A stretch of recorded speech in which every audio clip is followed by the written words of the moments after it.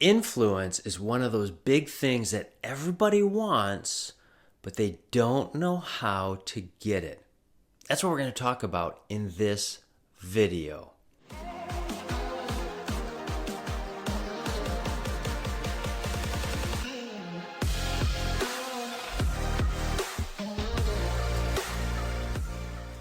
So everybody wants to be this influencer. They want people to follow them on Instagram, TikTok, all of these social media things.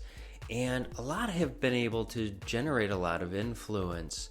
And what I can tell you is it's a superficial layer. That's right. They don't really gain that much influence. I mean, obviously there's people that go, oh, well, that person's buying that handbag or those shoes or that outfit. I want to follow them. Or you get these influencers that have these cars. But that's not the influence we're talking about. Today we're talking about how do we influence those people we engage with every single day. That's right. How do we engage with them so that they follow us into battle at our organizations to thrive and become a success in the days, weeks, years in the future? How do we do that? How do we build that influence? Well, that's what we're going to talk about right now. And there's 4 main things that we need to do.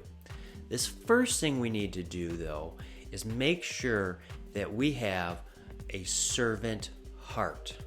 That's right, a servant heart.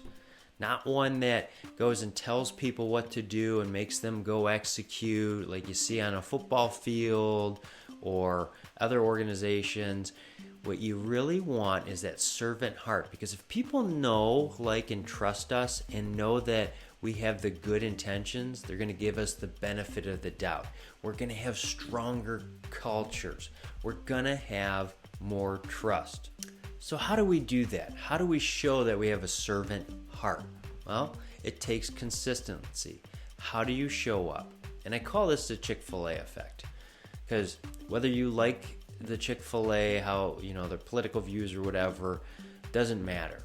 What does matter is every drive-thru you show up to at a Chick-fil-A is packed with people trying to get their chicken nugget goodness or their French fries.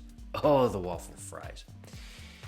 But people are showing up because at any Chick-fil-A you go to, you're always going to have high-class service. You're also going to have them, when you say thank you, they always say, my pleasure. That's right. Every one of those. Now, if you go to some other fast food restaurants, you're lucky if you get someone to even acknowledge you. Some people just point and say, go over there, go to that kiosk, order your food, we'll deliver it, if they even get that far. But Chick-fil-A has that consistency. So we need to show up with that servant heart consistently if we want to be a success with other people and grow that influence. So by showing up and serving them, being intentional about what they like. Yeah, that's right. Focus in on them. Take the camera off ourselves, focus it on them, and learn about them. That's when people start understanding that we have good intentions and that we're going to look for helping them become a success or a hero of their story. We do that, and they're going to see that we have a servant heart. Trust is a big thing, right? And it takes time to build higher levels of trust. And you have to expand that comfort zone or that trust bubble. And so you're not just going to hand someone your wallet that you don't even know, right? You're going to ask questions. You're not just going to go, yeah, here, take it. Unless you got billions and billions of dollars, which that's not me, so I'm not handing my wallet off to people. But how do you build that trust? It's over time. You show up. You consistently do things. Like I said, the Chick-fil-A effect. By showing up consistently, people start trusting that. And see, here's what happens in the brain. There's this old story about, or this old concept that you only get one chance to make a first impression. Well, that's true because here's what happens. We have this radar that goes off, right, in our head as we're walking into a situation, as we engage with other people. And that radar is trying to keep us alive. Been with us since the beginning of the ages of man. And what happens is our senses pick up on something, it goes to that fight or flight or freeze setup in the back of our brain, and it starts hitting us with different kind of chemicals that trigger different reactions because we're scared, we're trying to stay alive. That's what the brain's purpose is to keep us alive, right? Well, what happens is it ends up imprinting on the front lobes of our head, and guess what? That's how things are set up and imprinted, that impression. So we need to make sure that we're setting up, and that means showing in the right kind of situation, if there's a lot of noises, the right colors. We have a lot to go to build that trust. Another thing is, how do we communicate?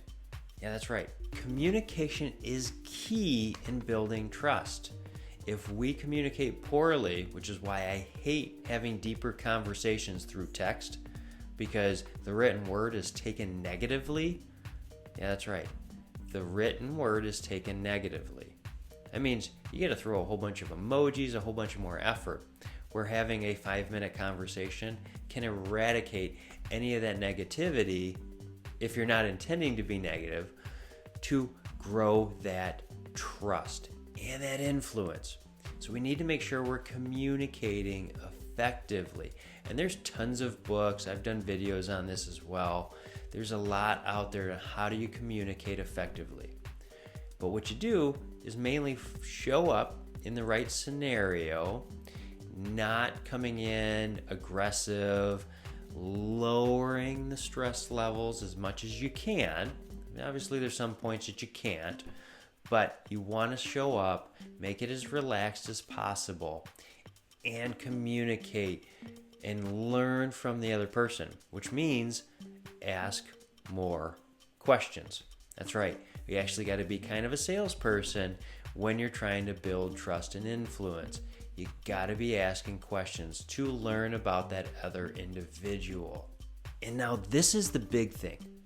We can do all this trust, we can say all these things, but if we do not support those people and help them be a hero of their story, guess what? It's all for naught.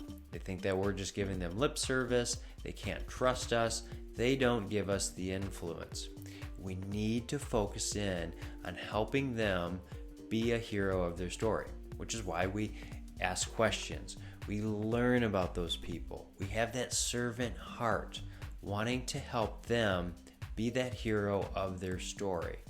And every time I have done that, it's helped me gain more influence. That's how I took a territory that was doing less than $1 million, and it was multi-million dollars when I left in a couple years. That's how I've built influence with customers, helping them to make a change faster by serving them, by asking the right questions, by supporting them after I've left. Whether it be videos like you're watching right now, whether it be handouts, whether it be some suggestions, connecting people, being the bridge, however you can do to support them is going to build influence for you. So, if you got any more questions about that, feel free to reach out. The contact information is below. If this video is helpful, hit like, share, subscribe, send to somebody you think it might benefit, because that's why I do these videos, to help you. We'll see you next time.